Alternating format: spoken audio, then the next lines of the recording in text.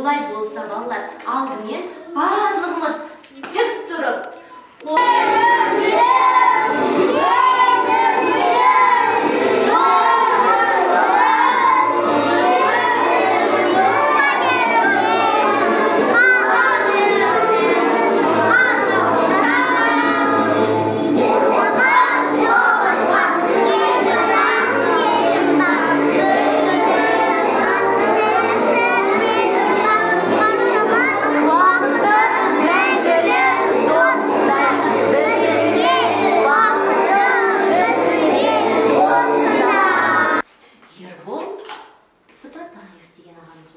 Кім екен? Ербол Сыпатаев.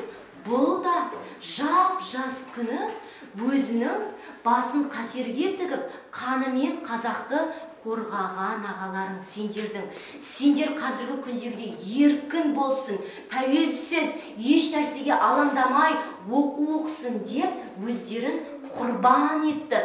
Осы екен? Ләззат Асанова. Ал бұл кім? Қайрат Рысқұлбеков.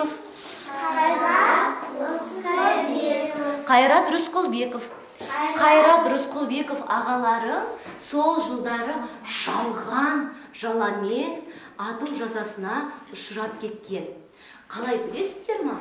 Балалар, бұл ешқандай адамды, ешкімді өлтірмесе де, бұған сен қазақтың жауысың, халық жауы деген өтірік жалған айып тағып, қуғынға ұшырап кеткен.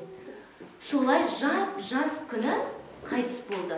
Осылай біздің қазақ тәуелсіз ел болсын, тәуелсіздік алсын деп, осы аға әпкелерім жастайынан не болды?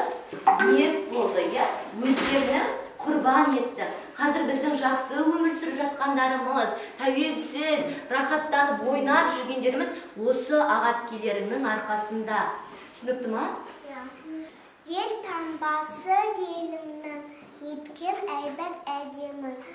Мүдіндей күнідің ортада аспан әлемі.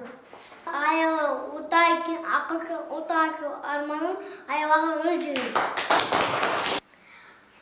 Қазақтың жер кен байтақ, бабаны бердің еншісі, жер берей бер, көк байрақ отанымның белгісі. Отан деген атан екен, одан есейем мен.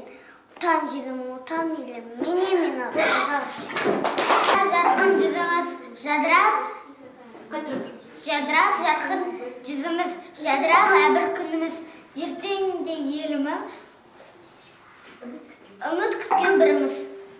Мақтанашым көңге бақыт сыйлаған, бейбіт күнде мен тыныспын, ашбаш нұшмаған.